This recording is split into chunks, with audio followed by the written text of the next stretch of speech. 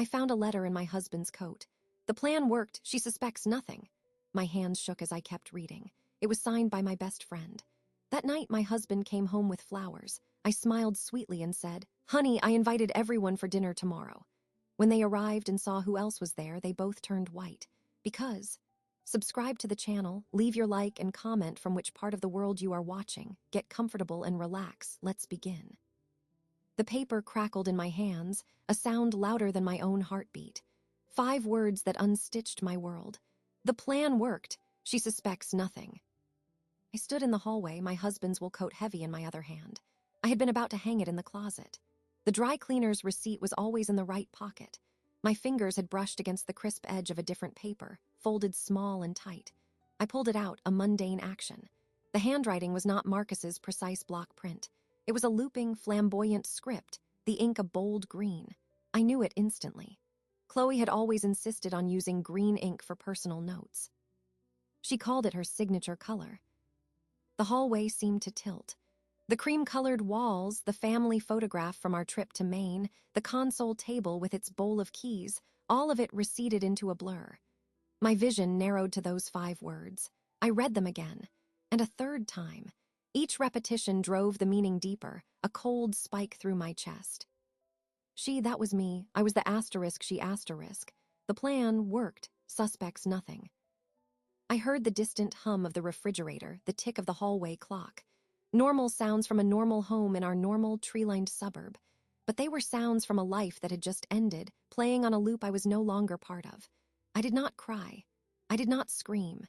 A profound stillness settled over me, a clarity so sharp it was painful. This was the crease in the pocket, the hidden thing. I had found it.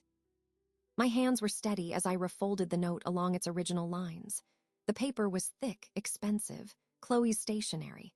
I slid it back into the pocket from which it came. I hung the coat on its usual hook, my movements measured and routine. I walked into the kitchen and filled the kettle. I set it on the stove. I took out a mug, the one with the chipped handle Marcus always said we should throw away. The ordinary ritual was an anchor. I considered the evidence. The note was recent, the paper showed nowhere. The message was a confirmation, an update between conspirators. The plan had worked. I was the oblivious wife.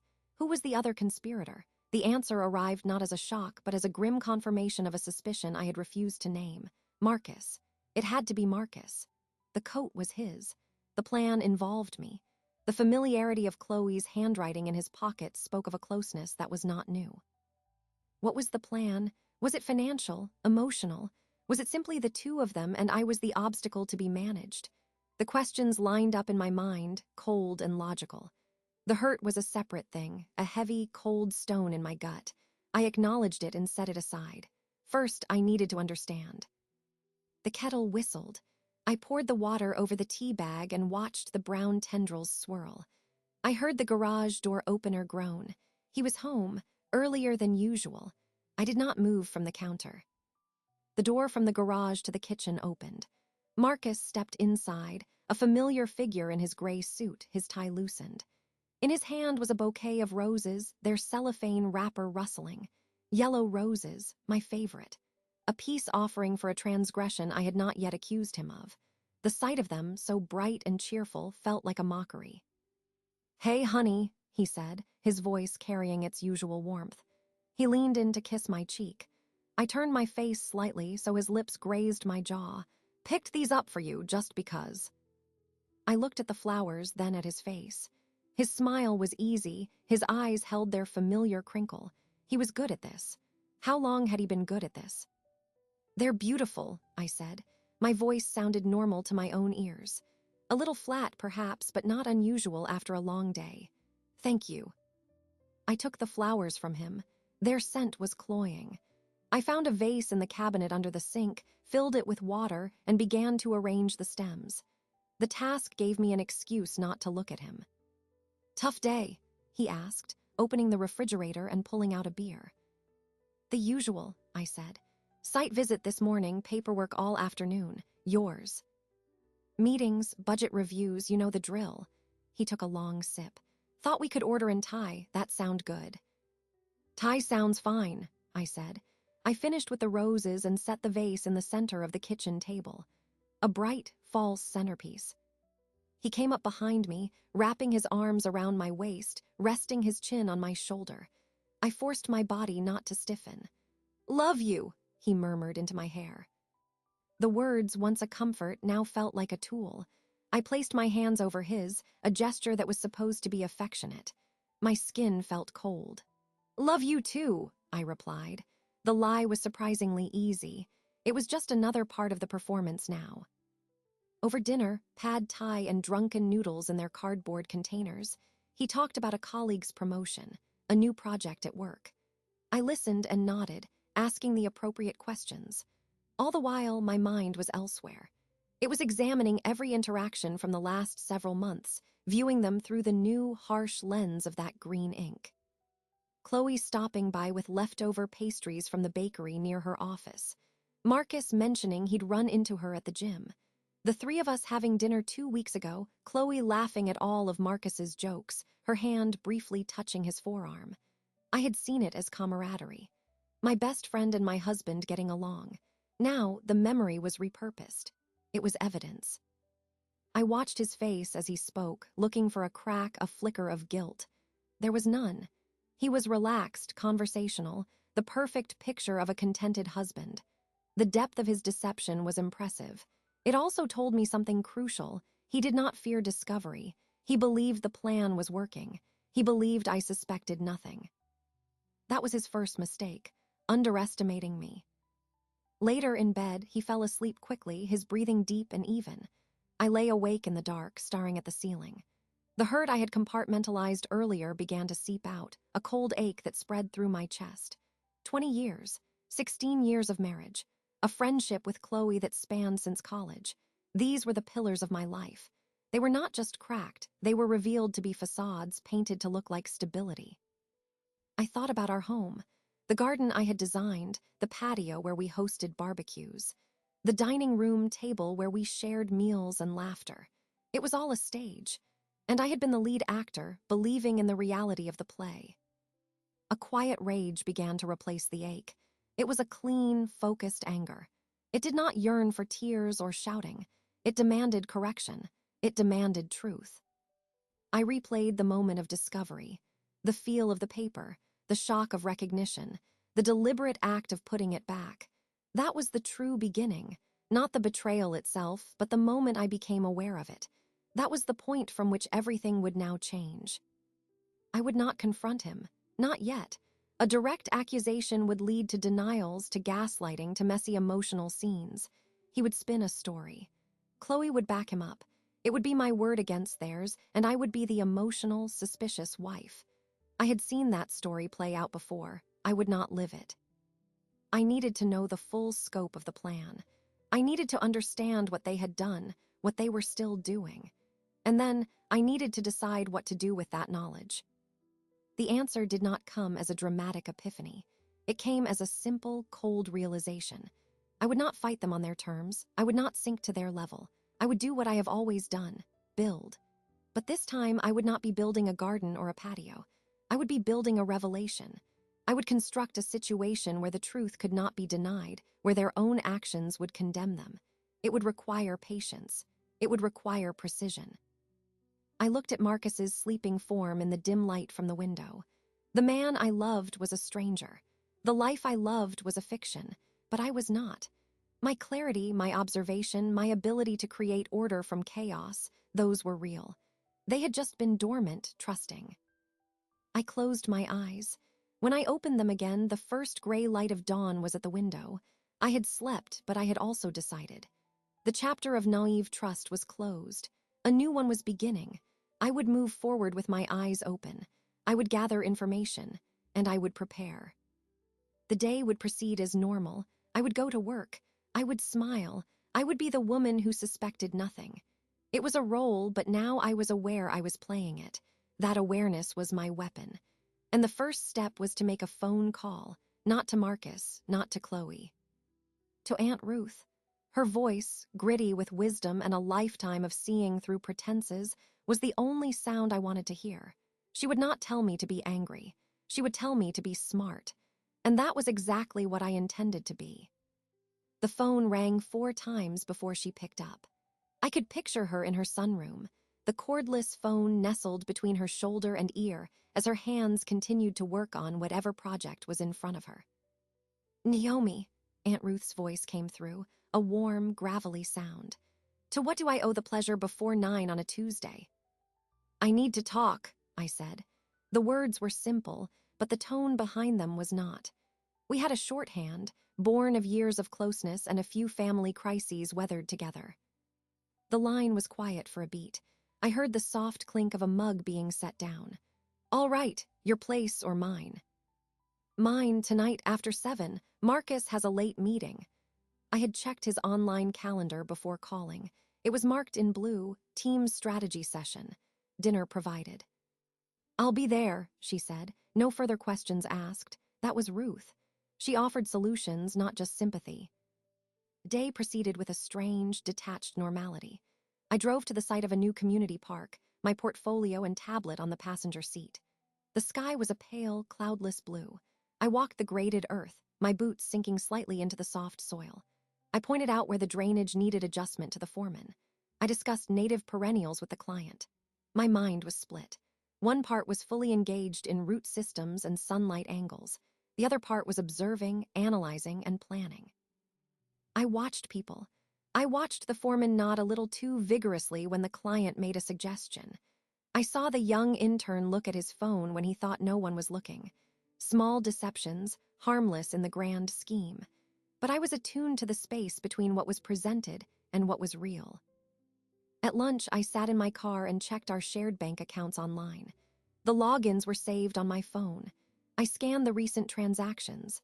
Nothing unusual. Mortgage payment, utilities, grocery charges from the store I frequented, a few restaurant bills I remembered.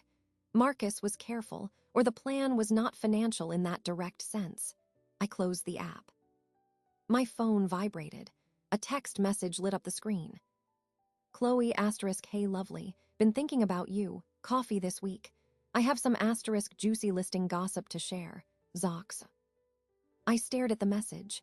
The cheerful tone, the casual affection, the promise of harmless gossip. It was her standard opener. Before yesterday, I would have responded with a heart emoji and a suggested time. Now I saw the calculation, the check-in, the maintenance of the facade. She suspects nothing. My thumbs hovered over the screen. I typed back, "Sounds good. Thursday afternoon, I'll be at the office." Her reply was almost instantaneous. "Chloe * perfect, can't wait." I put the phone face down on the passenger seat. The interaction felt like handling a prop. I had delivered my line. She had delivered hers. The scene was intact. When I arrived home, Marcus was already there, which was unusual. He was in the living room, still in his suit trousers and a white t-shirt, watching a financial news channel. He muted the TV when I walked in. "Hey, meeting got canceled," he said. "Figured I'd beat the traffic."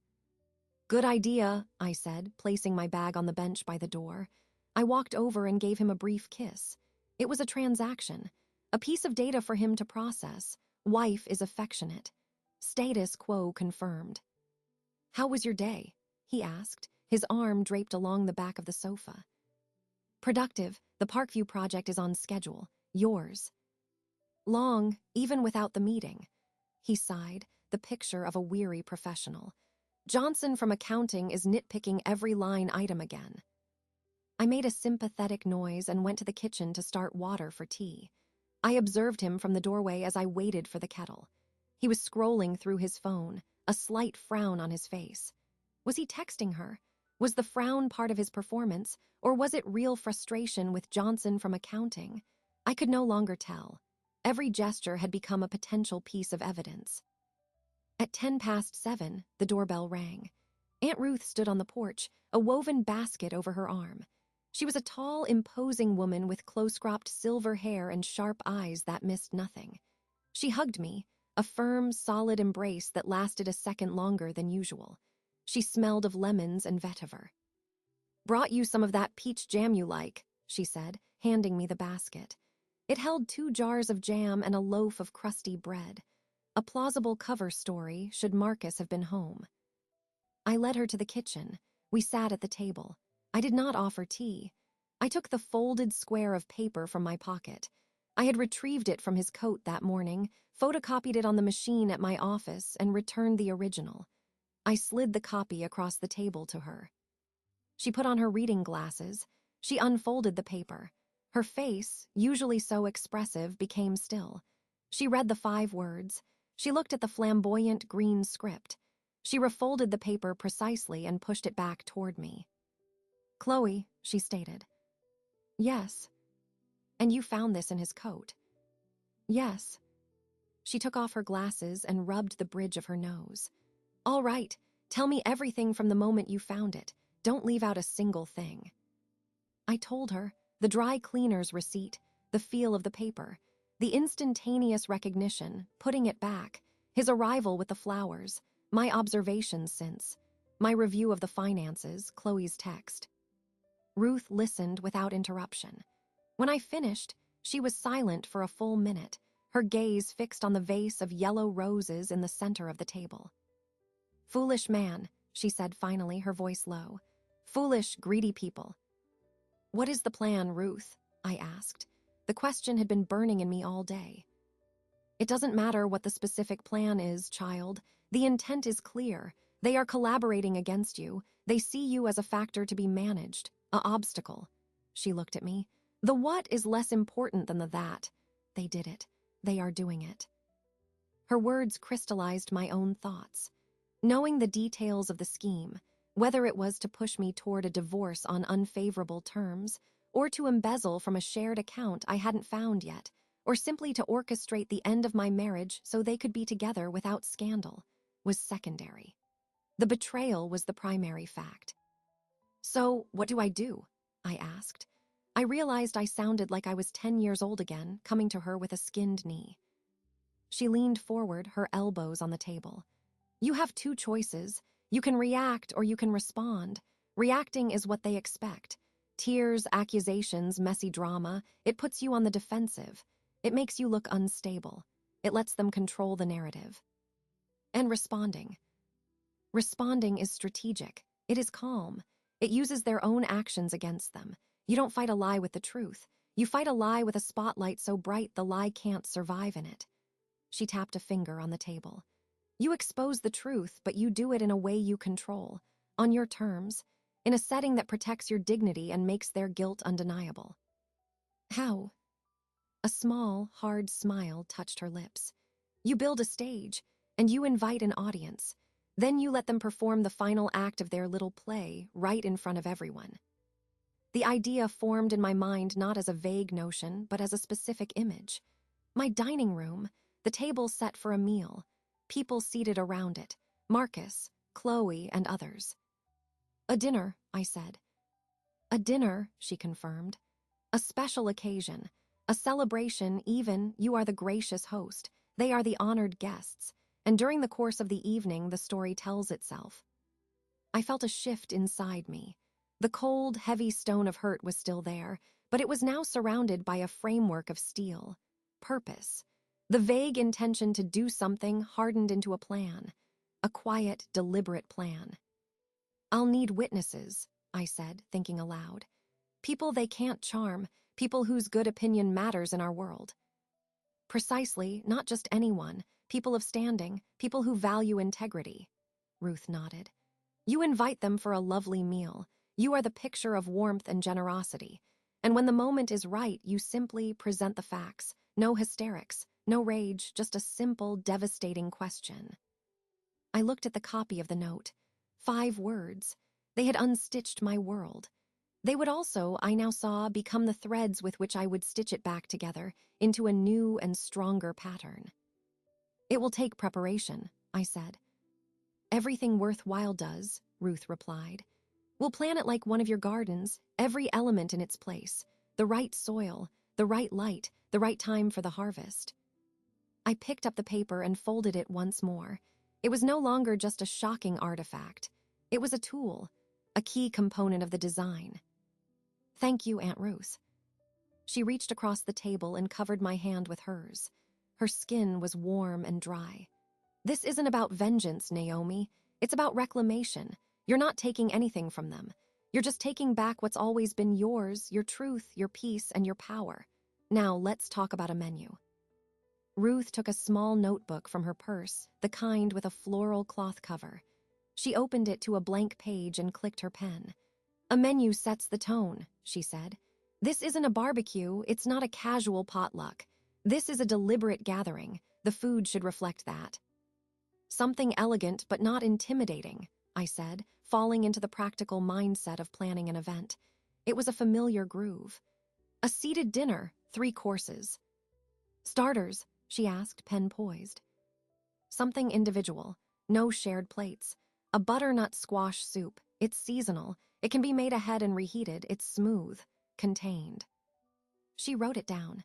Main course. Roast chicken, I decided after a moment. With herbs and lemon, root vegetables roasted alongside. It's classic. It's comforting. It speaks of home, of care. The irony will be notable. Aunt Ruth gave a small, approving nod. And dessert. Something that requires a final touch at the table. A flourless chocolate cake. I'll dust it with powdered sugar just before serving. A small performance. I was thinking of the theater of it now, each course a scene. She finished writing and looked up. Now the guest list. This is the foundation. Who needs to be in those chairs? I got up and fetched my own notebook, a leather-bound planner I used for work. We sat at my kitchen table, 2 generals mapping a campaign. The overhead light was bright, illuminating the pages. Marcus, obviously, I began, writing his name. And Chloe. Placing them is crucial, Ruth said. They cannot be next to each other. That would give them comfort, a shared front. They must be separated. Put Chloe on one side of the table, Marcus on the other. Let them have to look across the centerpiece at each other. I drew a rough oval for the table. I placed Marcus's name at one side, Chloe's at the opposite. You, I said, writing Ruth's name next to mine at the head of the table. Of course. We need a man of undisputed good character, I said, thinking. Someone whose presence commands respect and quiet, Pastor Evans. Ruth's eyebrows rose. He's a good man, not prone to gossip, but his disappointment carries weight. He and his wife, Cora, she's on the library board. They're pillars. I added Pastor and Mrs. Evans asterisk to the list. 2 more, I mused. The Jeffersons, Eleanor and Ben. They live 3 houses down. He's a retired teacher. She's a nurse. They're kind, observant, and they have no particular loyalty to Marcus or Chloe. They respect our family. Solid choices, Ruth agreed. That makes 8, a full, formal table.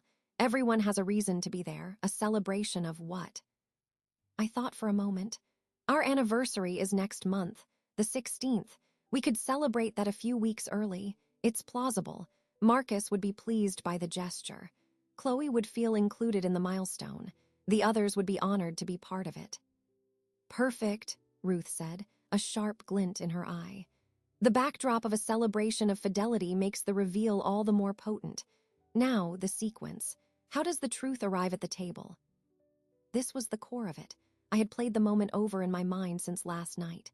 During the main course, I said. After the soup, when everyone is settled, the conversation will be flowing. You will bring up resilience. How you've admired my strength this past year with work stresses, with everything. I looked at her. You'll mention, casually, how you knew something was weighing on me recently, but that I've handled it with such grace. You'll say something like, I didn't know what to think when you found that strange letter, but you've been so poised. Ruth smiled. It was a thin, purposeful smile. I can do that. A loving aunt's concern turned into admiration. It will pique everyone's curiosity. It will put a pause in the conversation.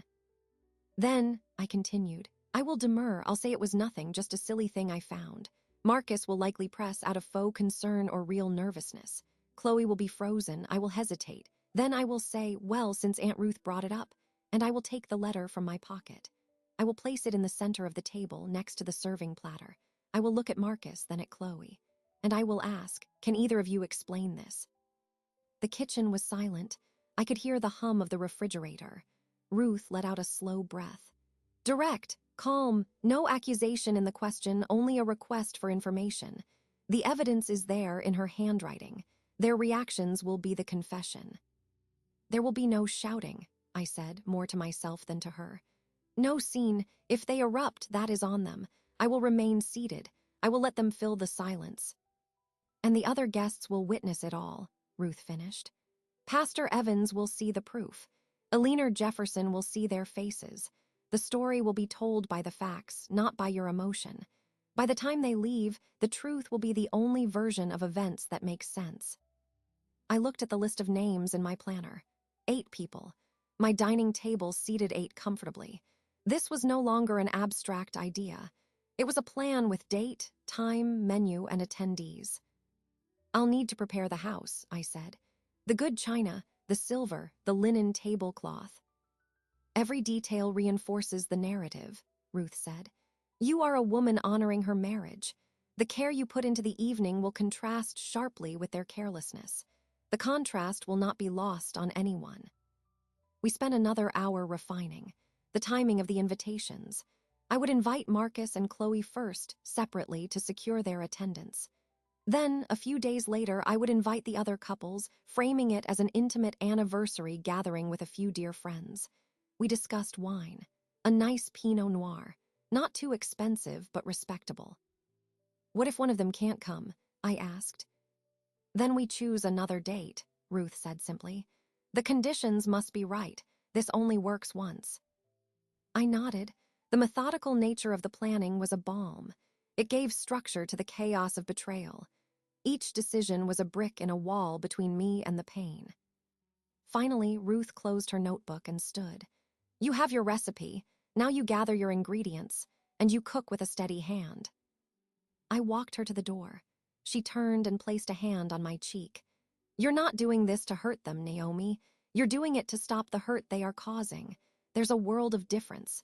Remember that when your hand wavers. This is a surgical procedure, not a brawl.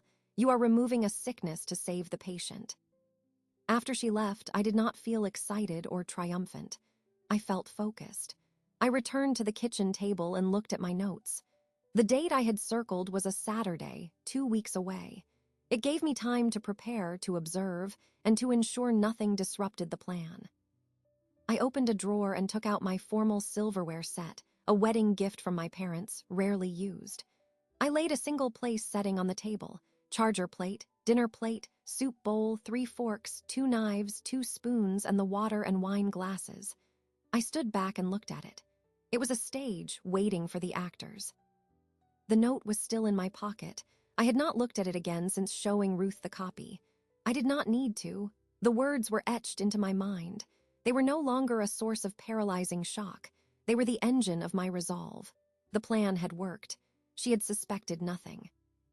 But she was now someone else. She was the woman with the guest list and the menu.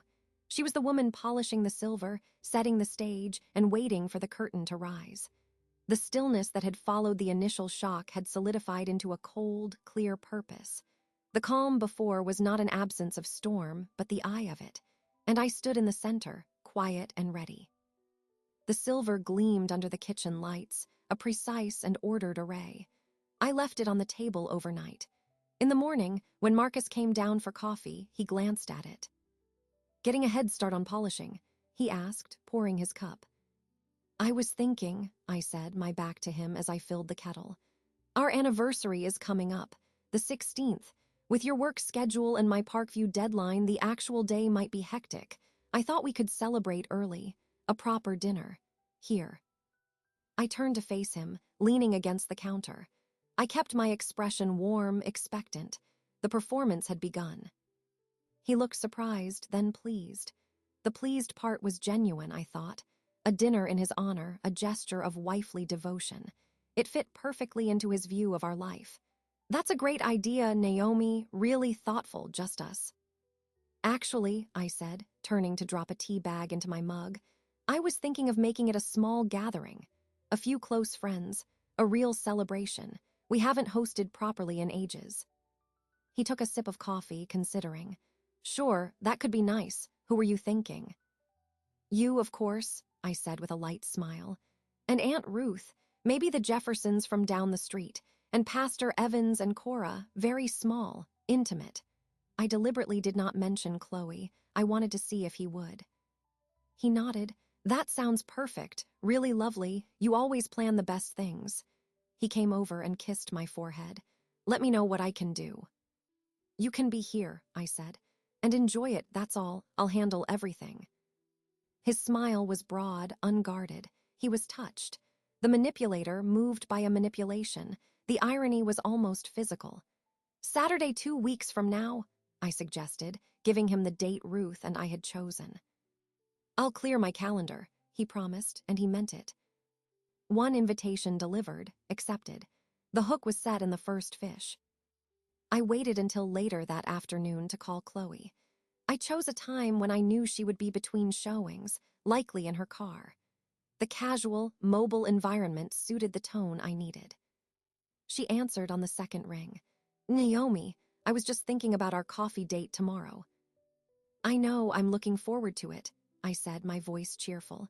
But I'm calling about something else. I need your opinion. Oh, tell me.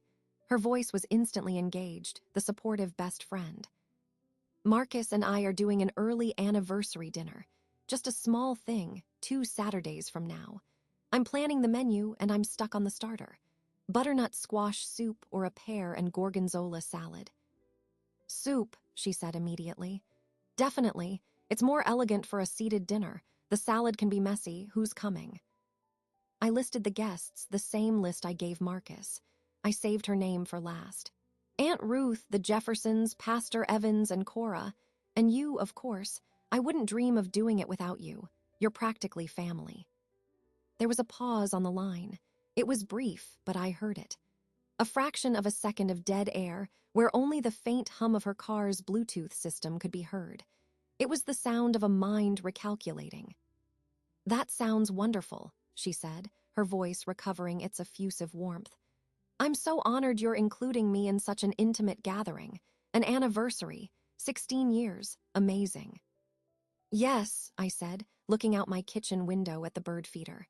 A cardinal, bright red, landed on it. It's a milestone. I want to mark it with the people who mean the most to us. Absolutely, I'll be there, wouldn't miss it for the world. There was a new energy in her voice now, a kind of pleased excitement. I could decipher it. She saw this as an opportunity. Perhaps she thought my organizing this dinner was a sign of my continued blindness, a reaffirmation of my devotion to Marcus, and by extension to my friendship with her.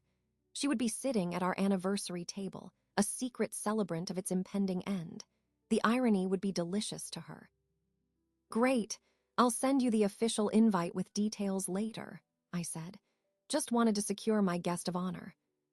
She laughed, a bright, tinkling sound. Always so sweet, talk tomorrow at coffee. We hung up. I placed my phone on the counter. The cardinal flew away. 2 invitations delivered, accepted. The trap was now baited and set. I allowed myself one moment of cold satisfaction. Their reactions had been instructive. Marcus's uncomplicated pleasure. Chloe's brief, telling pause, followed by eager acceptance. They were both playing their parts, following the script they thought was theirs. They had no idea I had rewritten it. The next day, I met Chloe at our usual cafe. She was already at a table by the window, 2 lattes waiting. She stood and embraced me, her perfume, something floral and expensive, enveloping me. I accepted the hug, patting her back lightly before pulling away. You look tired, she said, her eyes scanning my face with apparent concern. Is everything okay? Work stressful? The Parkview project is in its final phase, I said, sitting and stirring my latte. Lots of details, but it's good stress. How are you? Any juicy gossip? She launched into a story about a difficult client who wanted a modern loft but refused to part with her collection of porcelain dolls. I listened, nodded, smiled at the right moments. I watched her hands as she talked, the way her eyes darted around the room. I was looking for a sign, a crack, but she was flawless, the perfect friend. So this dinner, she said, finally circling back. It's so like you to do something so lovely. Marcus must be thrilled. He seems to be, I said neutrally. It was his idea to keep it small, just the inner circle. Smart, she said, taking a sip. Big parties can be so impersonal, this will be meaningful. She leaned forward. Can I bring anything? Wine, a dessert? I have the menu all planned, I said, waving a hand. Just bring yourself, that's all I need." She sat back, a satisfied smile on her face. "I'm really touched, Naomi. After all these years, to still be included like this, it means a lot." Her words hung in the air between us, heavy with their double meaning. I met her gaze and held it. "Of course, Chloe, you're my oldest friend. Where else would you be?" Her smile held, but I saw the slightest flicker in her eyes, a momentary uncertainty, as if she sensed a challenge in my words. Then it was gone, smoothed over by her practiced charm. "Exactly," she said. We finished our coffee with talk of inconsequential things. The weather, a new restaurant. When we parted on the sidewalk with another brief hug, I felt a clean separation. The woman walking away was no longer my friend. She was a component in a plan, an opponent on a board. That evening, I told Marcus I had confirmed with Chloe, and she was delighted to come. He was at his laptop at the dining table, paying bills. "Good, good," he said, not looking up from the screen. "She's always enjoyed your cooking." "Yes," I agreed. "She has." I went to my home office and took out the formal stationery I used for client thank you notes. Cream-colored, thick, with my initials embossed at the top in a simple font. I wrote out 4 more invitations by hand, to Pastor and Mrs. Evans and to Ben and Alina Jefferson. The wording was careful. "You are warmly invited to an intimate dinner, in early celebration of our 16th wedding anniversary. Saturday, the 14th at 7:00 p.m. Naomi and Marcus Carter." I specified black tie optional to set the formal tone. I sealed them in matching envelopes. I would mail them tomorrow. These were not phone calls. These were tangible, respectable invitations, the kind that implied honor and permanence. The foundation was laid. The central players were committed. The supporting cast was being summoned. Every action from this point forward was a step toward that Saturday evening. The ordinary rhythm of my life, work, meals, conversations, continued, but it was now a camouflage, a series of deliberate motions designed to conceal the quiet machinery beneath. I moved through my days with a new kind of awareness. I was an architect, not just of landscapes, but of a moment, and every detail mattered.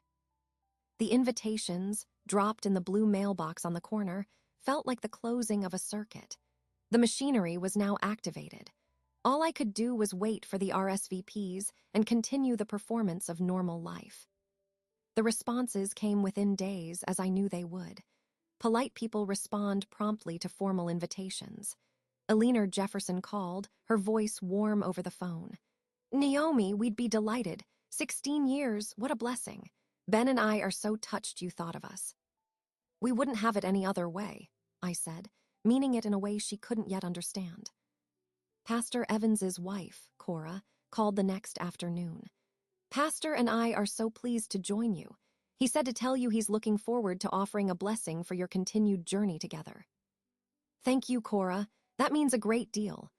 The blessing, I thought, would be for a journey that was about to take a sharp, necessary turn.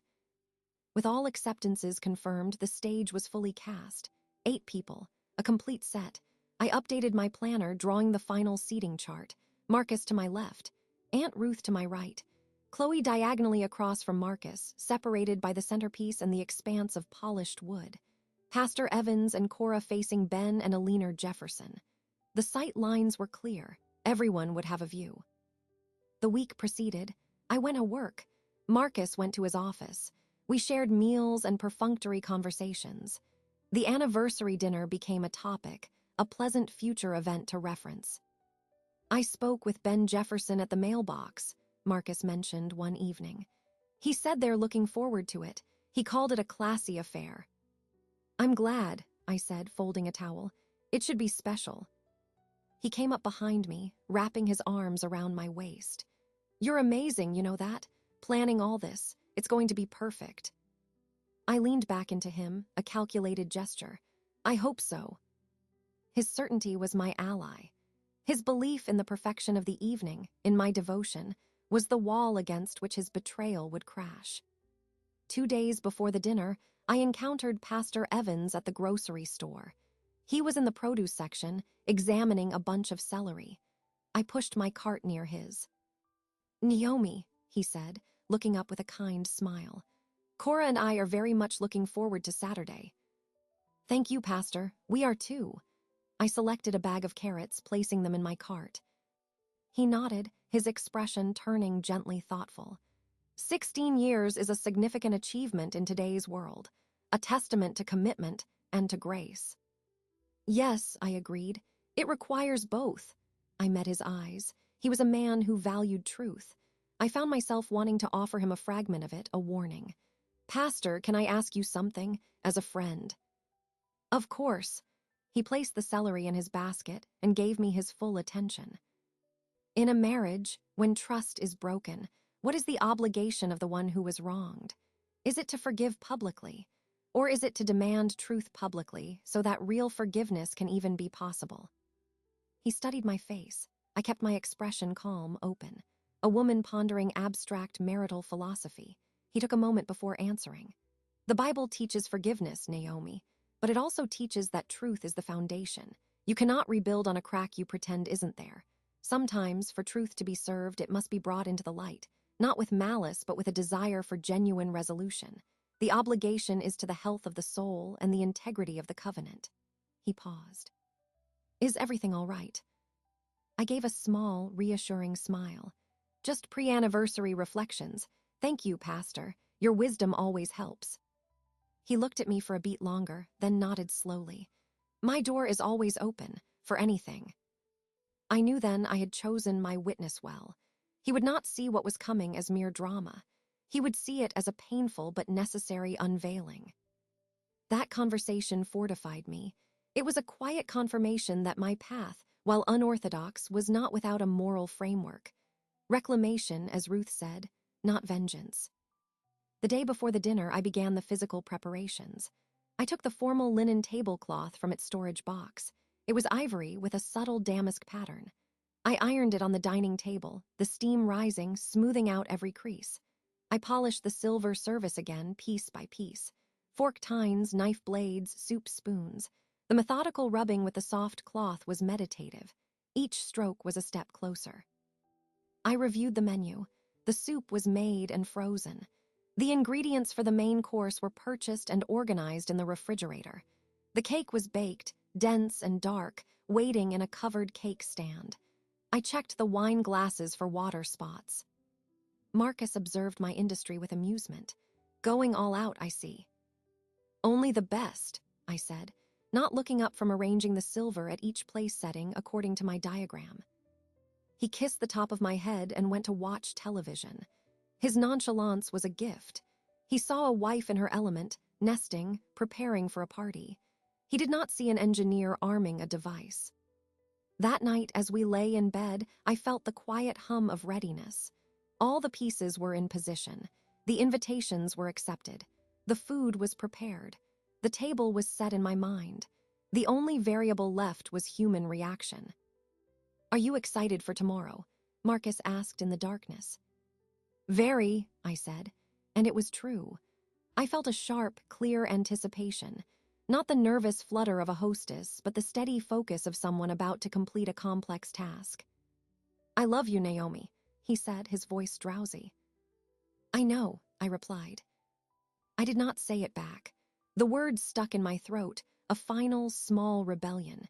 He was already half asleep and did not notice. I lay awake for a while, running through the sequence one final time. The greetings, the seating, the soup course, Aunt Ruth's cue, my retrieval of the letter, the question. I imagined the possible responses: denial, anger, tears, confession. I prepared my own stillness for each one. My role was to be the calm center, the unmoved mover who simply presented the facts and allowed the consequences to unfold. The last thing I did before sleep was to take the original note from its hiding place, tape to the back of my headboard, and slip it into the pocket of the navy blue dress I would wear. The dress was elegant, with deep pockets. Perfect. The stage was set. The silver was polished. The truth was in my pocket. All that remained was for the guests to arrive and for the performance to begin. The morning of the dinner arrived with clear, cool light. I woke before my alarm. Marcus was still asleep beside me, his breathing even. I slipped out of bed quietly and went to the kitchen. The first step was coffee. The ordinary ritual grounded me. I drank my coffee standing at the window, watching the sky lighten. Today was not a day for doubt. It was a day for execution. Every task had been listed, every minute accounted for. I took the detailed schedule from the refrigerator door and reviewed it. A military operation required logistics. This was no different. At 9, I heard Marcus stir. He came downstairs, dressed in casual clothes. "Big day," he said, pouring his own coffee. "Can I help with anything?" "Just be ready by 6:30, I said. "The guests will arrive at 7. I have everything under control." He smiled, that easy, uncomplicated smile. "I know you do. I'll stay out of your way." He took his coffee into the living room. I heard the soft click of the television turning on. I began. The linen tablecloth, already ironed, was spread over the dining table. I smoothed it with my hands, ensuring no wrinkles remained. I placed the silver charger plates at each of the 8 settings, the sound a soft click on the wood. Then the dinner plates, the cream-colored china with a thin gold rim. To the left of each plate, I placed the forks, salad fork on the outside, dinner fork inside. To the right, the dinner knife, blade facing the plate, then the soup spoon. Above the plate, the dessert spoon and fork. The water glass went above the knife, the wine glass to its right. I stepped back and examined the line. Each setting was a mirror of the next, precise and symmetrical. I filled the crystal water pitcher and set it on the sideboard. I polished the wine glasses one final time, holding each up to the light to check for streaks. I arranged the floral centerpiece, white hydrangeas and eucalyptus in a low silver bowl, so it would not obstruct sight lines across the table. At noon, I started the cooking. The butternut squash soup, thawed from the freezer, went into a large pot on the stove to reheat slowly. I prepared the herb butter for the chicken, mixing softened butter with chopped rosemary, thyme, and lemon zest. I carefully loosened the skin of the chicken breasts and spread the butter underneath, then seasoned the outside. The root vegetables, parsnips, carrots, small potatoes, were peeled, chopped, and tossed in oil, salt, and pepper in a roasting pan. The kitchen filled with the smells of garlic, herbs, and lemon. It was the aroma of a happy home, of celebration. I moved through the steps mechanically, my focus on the technique, not the sentiment. My phone buzzed on the counter. A text from Aunt Ruth, all set on my end. "The soup is the starter, correct?" I typed back, "Correct. Soup then main. Cue after soup bowls are cleared." Her reply was swift. "Understood. The spotlight is ready when you are." I put the phone down. The solidarity was a steadying force. I was not alone in this. Marcus appeared in the kitchen doorway around 3. "It already smells incredible in here." He sniffed the air appreciatively. "Can I do anything? Set out drinks?" "That would be helpful," I said. "The white wine is chilling in the refrigerator. The red is on the counter to breathe. Could you open both and put them on the sideboard with the corkscrews?" "On it." He moved to the counter, searching for the wine opener. I watched his hands as he deftly removed the cork from the red. He was in a good mood, relaxed. He hummed a little as he worked. This evening, for him, was a social event to be enjoyed, a testament to his successful life. I turned back to the chicken, placing it in the oven on a rack above the vegetables. I set the timer. The timing was critical. The main course needed to be resting when we sat for soup, ready to be served at the perfect moment. By 5, the house was spotless, the table was set, and the food was in its final stages of preparation. The soup was hot, kept warm in its pot. The cake waited under its glass dome. I went upstairs to shower and dress. I put on the navy blue dress. It was simple, sleeveless, falling to just below my knees. It felt like armor. I checked the right pocket. The note was there, the paper crisp against the silky lining. I did not take it out. I applied minimal makeup, brushed my hair, and put on small pearl earrings. I looked at my reflection. I looked composed, ready. When I came downstairs, Marcus was in his suit, adjusting his tie in the hallway mirror. He turned and whistled softly. "You look stunning, Naomi." "Thank you," I said. "You look very handsome." He came over and took my hands. "This is really nice. Thank you for doing all this." "It's important," I said, my voice level. At 6:30, the doorbell rang. It was Aunt Ruth, 15 minutes early as planned. She carried a small bouquet of lavender. "For the hostess," she said, handing it to me. She was dressed in a deep purple suit, her silver hair styled. She looked formidable and elegant. I took the lavender and placed it in a small vase on the sideboard. She gave my arm a subtle, firm squeeze as she passed me. No words were needed. Marcus brought her a glass of wine. "Good to see you, Ruth. Doesn't Naomi look amazing?" "She does," Ruth said, accepting the glass. "She has a glow about her tonight." I busied myself with final checks. The candles on the dining table were unscented pillars. I lit them. The soft light reflected off the silver and crystal, creating a pool of warmth in the center of the room. I turned down the overhead lights. The atmosphere was intimate, formal. I went into the kitchen. The timer on the oven beeped. I put on oven mitts and took out the roasting pan. The chicken was golden brown, the vegetables caramelized at the edges. The smell was rich and savory. I placed the pan on a trivet and covered the chicken loosely with foil to rest. It would be juicy and tender when carved. I stirred the soup. It was smooth, a deep orange.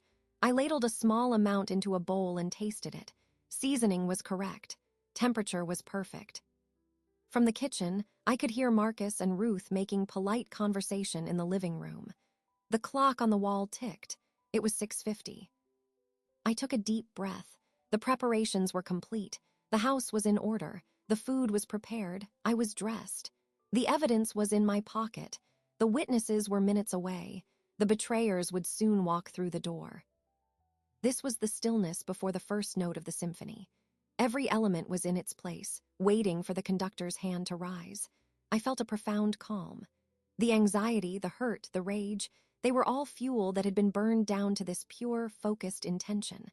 I was not a woman about to cause a scene. I was a woman about to present a fact. The consequences were not mine to control. They belonged to Marcus and Chloe. I walked to the living room doorway. Marcus and Ruth looked up. "Everything is ready," I said. My voice was steady. The hostess, the wife, the woman in control of her domain. All that was left was to open the door. The doorbell chimed at exactly 7 o'clock. The sound was clean and sharp in the quiet house. I exchanged a brief glance with Aunt Ruth. She gave an almost imperceptible nod.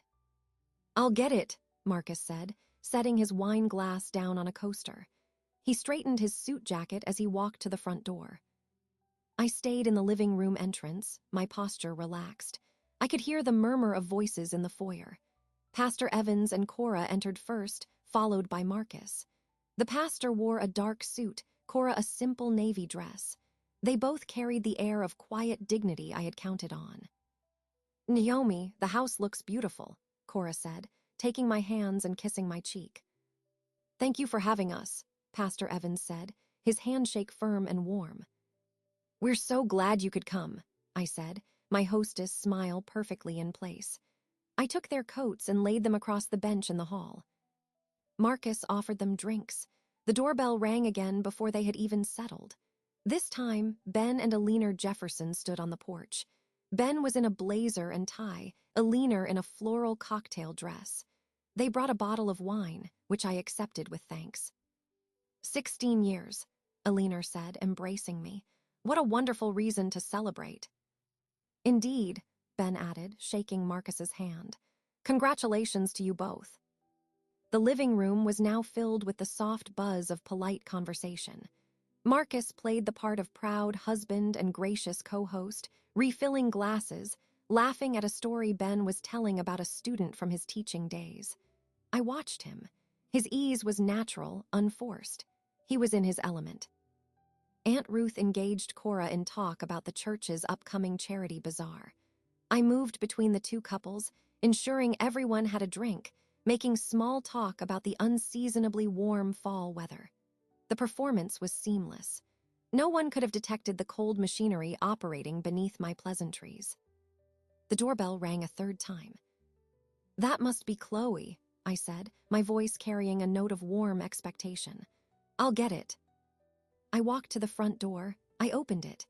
Chloe stood on the porch, a vision in an emerald green dress that complemented her complexion. Her smile was wide and bright, her arms outstretched. "Darling, happy anniversary," she exclaimed, pulling me into a hug. Her perfume, the same floral scent from the cafe, enveloped me. I returned the hug briefly, then stepped back. "Come in, you look fantastic," I said, holding the door open. She swept into the foyer, handing me a small, wrapped gift box. "Just a little something for the two of you." "You shouldn't have," I said, placing the box on the console table with the other gifts. "Everyone in the living room." She followed me. As we entered the arched doorway, the conversation did not stop, but it altered. A subtle shift. It was the shift that occurs when a new element is introduced into a stable compound. Chloe's eyes scanned the room, taking in the assembled guests. She saw Pastor Evans and Cora, and her smile widened in recognition. She saw Ben and Alina, and she offered a friendly wave. Then her gaze landed on Marcus, who was standing by the fireplace, a glass of red wine in his hand. The moment was brief, no more than a second, but I saw it. Her smile did not falter, but it froze. Her eyes, which had been crinkled with feigned delight, went still. There was a flash of something, surprise, calculation, apprehension, before the mask of cheerful enthusiasm slammed back down. Marcus, for his part, had been mid-sentence with Ben. He saw Chloe. His reaction was more controlled, but I knew his face. The easy smile on his lips tightened just at the corners. His eyes darted from Chloe to me, then back to Ben, as if checking to see if the lapse had been noticed. "Chloe," he said, his voice a fraction too hearty, "you made it." "Of course I made it," she trilled, crossing the room to air-kiss his cheek. "I wouldn't miss this for anything." She then turned her social energy on the other guests, greeting Pastor Evans and Cora with respectful warmth, hugging Alina and complimenting Ben on his blazer. She was a whirlwind, a professional at filling space. But the first flicker had happened. The seed of unease was planted. "Can I get you a drink, Chloe?" Marcus asked, moving toward the sideboard. "White or red?" "White, please," she said. She did not look directly at him as she accepted the glass. Her fingers brushed his, and she pulled her hand back a little too quickly. I observed it all from my position near the doorway. The chemistry in the room had changed. The easy, celebratory atmosphere now had a thin, almost imperceptible layer of static. The Jeffersons continued their conversation unaware. Pastor Evans listened to Aunt Ruth, but his eyes, sharp and pastoral, took in the room. He had noticed the slight change in temperature. "Dinner is just about ready," I announced, my voice cutting through the chatter. "Please, everyone, come through to the dining room." I led the way. The dining room was a portrait of elegance in the candlelight. The silver gleamed, the china shone, the hydrangeas were lush and full. Soft, instrumental music played from a hidden speaker. "Oh, Naomi, this is exquisite," Cora said, pausing in the doorway. "A real labor of love," Ben added. I directed people to their seats. "Pastor Evans, you're here to my right, Cora next to him, Ben, Alina across from them, Aunt Ruth here on my left, Marcus, you're there, and Chloe right there." I pointed to the seat directly across from Marcus, as planned. Chloe looked at her place card, then at the empty chair opposite her. She hesitated for a half-second before smoothly sliding into her seat. Marcus took his own seat. The width of the table separated them. The centerpiece stood between them like a fragrant barricade. Everyone settled. Napkins were unfolded and placed on laps. The candlelight flickered across expectant, smiling faces. My gaze traveled around the table, meeting each guest's eyes with a hostess's warmth. It lingered last on Marcus, then on Chloe. Their smiles were fixed in place. Marcus took a long sip of water. Chloe adjusted her napkin twice. The first act was over. The players were all in position. The overture of polite conversation began again, but beneath it, two people were listening to a different, more frantic rhythm. I picked up my water glass, the crystal cool against my fingers. The surface of the evening was calm, but beneath, the current had begun to pull. I served the butternut squash soup myself, placing each wide, shallow bowl before my guests. The soup was a smooth, deep orange, garnished with a single sage leaf and a drizzle of cream. Compliments murmured around the table. The first course was a ritual, a shared act that allowed conversation to find its rhythm. Ben Jefferson praised the flavor. Eleanor asked for the recipe. I gave a vague answer about roasting the squash for depth. I ate my own soup slowly, the taste registering only as warmth and correct seasoning. My attention was on the currents at the table.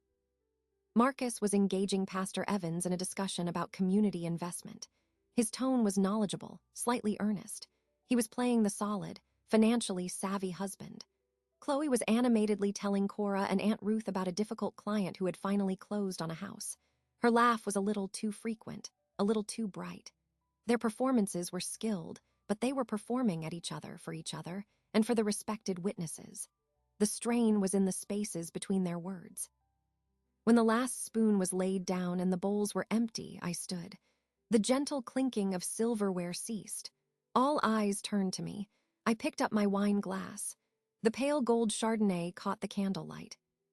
"I'd like to say a few words," I began, my voice clear and steady. "Thank you all for being here tonight. Marcus and I are truly touched." I glanced at him. He smiled up at me, a familiar, supportive smile. It looked genuine. The skill was remarkable. 16 years is a long time, I continued, letting my gaze travel around the table, meeting each person's eyes. It's built on thousands of small moments, trusting that the other person will be where they said they'd be, believing that their word is solid, assuming that the foundation you're building together is sound. I paused, allowing the words to settle. The room was quiet except for the soft music. "Loyalty," I said, "is the mortar in that foundation. It's the quiet understanding that you are on the same team, that your secrets are safe, that your vulnerabilities are protected." I saw Chloe's fingers tighten around her wine glass stem. Marcus had stopped smiling. He was watching me with a focused, careful expression. "Recently," I said, my tone softening to one of thoughtful reflection, "I had a moment where I felt a crack in that foundation. Not a large one, just a crease. A little slip of paper that shouldn't have been where it was." I kept my eyes on the center of the table, not on any one person. It was a shock, the kind that makes the world tilt, but it also brings clarity. It makes you look at everything, every smile, every word, every familiar gesture with new eyes. You start to see the performance beneath the truth. A profound silence had fallen. Ben and Eleanor were looking at me with polite attention, but confusion was beginning to crease their brows. Pastor Evans's head was slightly tilted, his eyes intent. Cora had placed her napkin on the table. Aunt Ruth sat perfectly still, her face a mask of supportive attentiveness. Marcus cleared his throat. "Naomi, honey, is everything okay?" His voice held concern, but beneath it was a thread of warning. I turned my smile to him. It was a gentle, forgiving smile. "It will be, Marcus, because the truth has a way of insisting on itself, and when it does, all you can do is stand very still and let it speak." I raised my glass a little higher. "So, a toast to trust, to loyalty, and to the strength it takes to face the truth when it finally walks into the room." I took a sip of wine. The others followed suit, the motion hesitant. Glasses were set down with soft, uncertain clicks. What kind of crack, Naomi?" Eleanor asked gently, her nurse's instinct for distress coming to the fore. "Is there something we can do?" Before I could answer, Chloe's voice cut in, high and strained. "It's probably just work stress. You've been so busy with the park, Naomi. It's easy to let your imagination run away with you when you're tired." She laughed, a brittle sound. "We all do it." "I don't think Naomi is imagining things," Aunt Ruth said, her tone mild but firm. She looked at me with grandmotherly pride. "She's one of the most clear-sighted people I know. If she sensed a crack, it's because there is one. I've watched her handle this with such grace. It's been impressive." Marcus shifted in his chair. "Handle what exactly? Ruth, what are you talking about? Naomi, what is this?" I looked at him, then at Chloe. Their faces were pale in the candlelight. The fixed smiles were gone, replaced by tight-lipped tension. The mask was slipping. "It's nothing to worry about now," I said, my voice soothing. "Let's enjoy the main course. I'll go bring it in." I stood and began collecting the soup bowls. The action broke the spell of intense silence. Murmured conversations started up again, but they were hushed, laden with unasked questions. Ben helped me stack the bowls. His eyes held a question, but he did not voice it. In the kitchen, I placed the stack of bowls in the sink. I took a deep, steadying breath. The first thrust had landed. The unease was no longer a subtle undercurrent. It was a visible wave that had washed over the table. Their confusion was my ally. Their defensive, flustered reactions were more telling than any calm denial could have been. I took the platter from the counter. The roast chicken rested there, golden brown, surrounded by the roasted vegetables. I picked up the carving knife and fork. The metal was cool and solid in my hands. The performance of the evening was over. The next act was revelation. I carried the platter toward the dining room, the weight of it balanced, the aroma of the carefully prepared meal preceding me. It was time to serve the truth. The dining room door swung shut behind me with a soft click. I carried the platter to the head of the table and placed it on the trivet waiting between the candles. The roasted chicken glistened. The vegetables were caramelized and fragrant. No one moved to serve themselves. The air was thick with suspended conversation. I picked up the carving knife and fork. The metal was cool. I inserted the fork into the breast to steady it. Before I could make the first cut, Aunt Ruth spoke. "It really has been something to watch, Naomi," she said, her voice conversational, cutting through the silence. "This past month, you've carried yourself with such dignity. When you told me about finding that strange letter, I was so angry for you.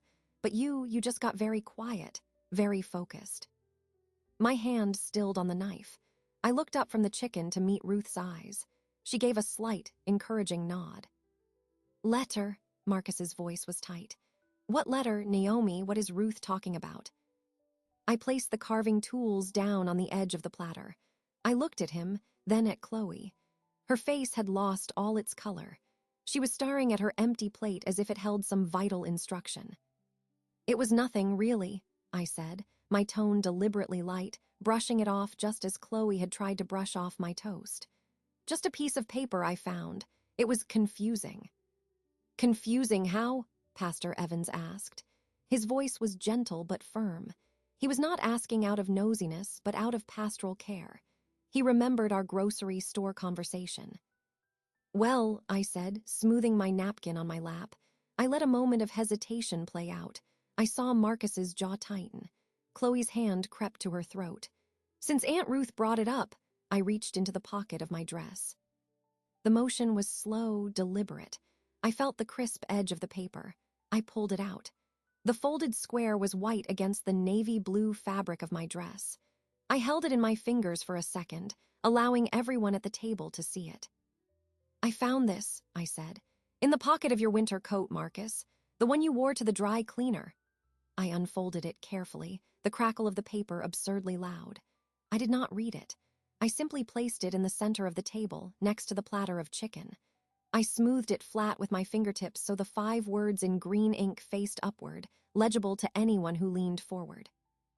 The room ceased to breathe. I watched the words travel from the paper into the minds of my guests. Ben Jefferson leaned in, his glasses low on his nose. His eyes widened slightly. Eleanor put a hand over her mouth. Pastor Evans's brows drew together as he read. Cora shook her head slowly, a pained expression on her face. Marcus stared at the paper as if it were a venomous snake. His face drained of blood, then flooded with a blotchy red. Chloe made a small, choked sound. She looked from the letter to Marcus, her eyes wide with panic. "Can either of you explain this?" I asked. My voice was calm, devoid of accusation.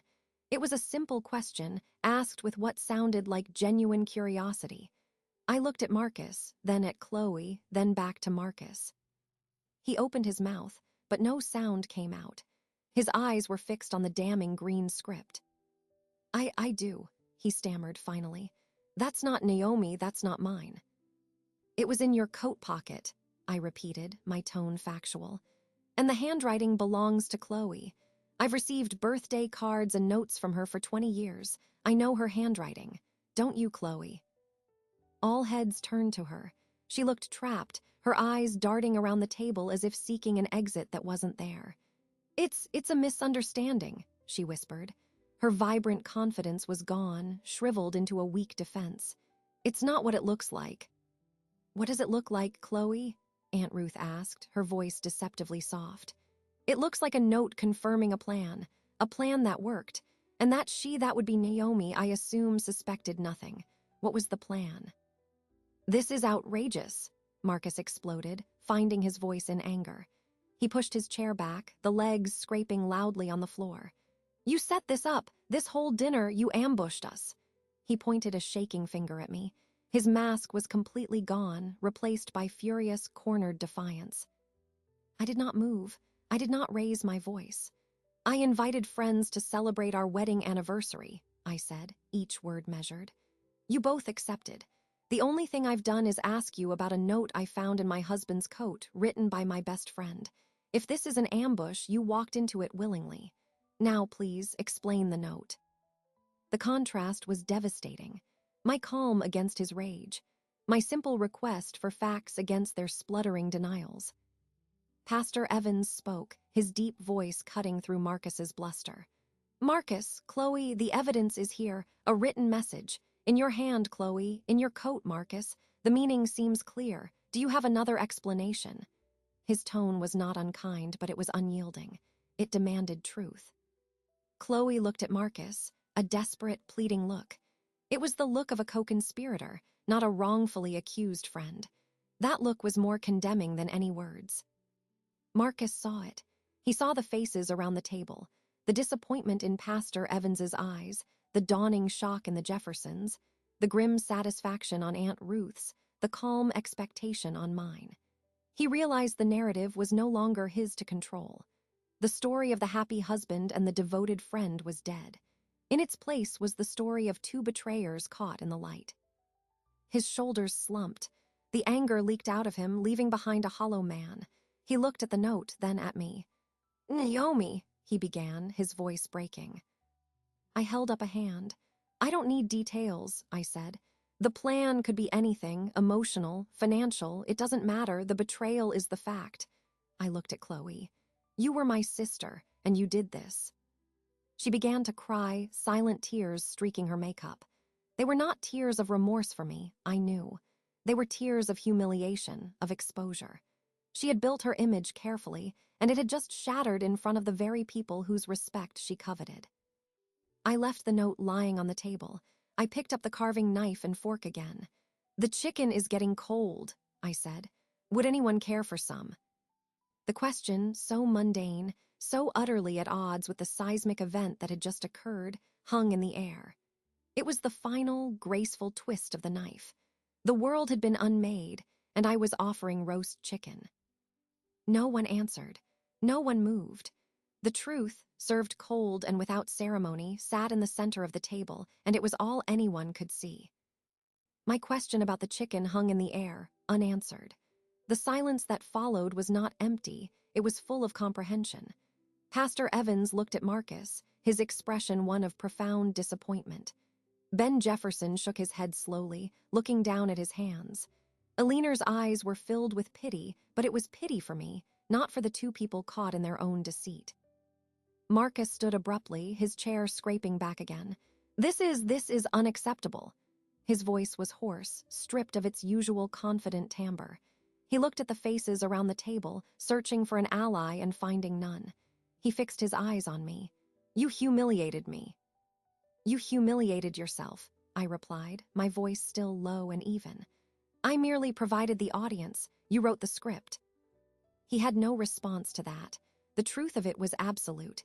He turned and walked out of the dining room. A moment later, we heard the front door open and slam shut. He did not take his coat. All eyes turned to Chloe. She was still seated, trembling, her makeup ruined by silent tears. She looked at the note on the table as if it were a live coal. Then she looked at me, her eyes pleading. "Naomi, I'm so sorry. It was a mistake. It just happened." "Plans don't just happen, Chloe," I said. "They are made, step by step, word by word." I gestured to the green ink. "You documented yours." She flinched as if I'd struck her. She pushed her own chair back, the legs whispering on the rug. She did not look at the other guests. She could not meet their eyes. She gathered her small clutch from the floor and without another word fled the room. The front door opened and closed a second time, more softly. 2 empty chairs, 2 spaces at my table. The air in the room seemed to clear, the oppressive tension lifting with their departure. For a long moment, no one spoke. Pastor Evans was the first to break the silence. He cleared his throat. "Naomi, I am so very sorry for what you have endured and for what we witnessed here tonight." "You have nothing to apologize for, Pastor," I said. "Thank you for being here. Your presence meant that the truth was seen by people of integrity. That matters." Elena reached across the table and placed her hand over mine. "Oh, honey, I had no idea, all this time." "It was important that no one had an idea," I said, "until it was time." Aunt Ruth gave a firm, single nod. And it was time. Ben Jefferson leaned forward. "What happens now? Do you need anything? A place to stay? Anything at all?" "I'm staying here," I said. "This is my home. He will be the one to find a new place.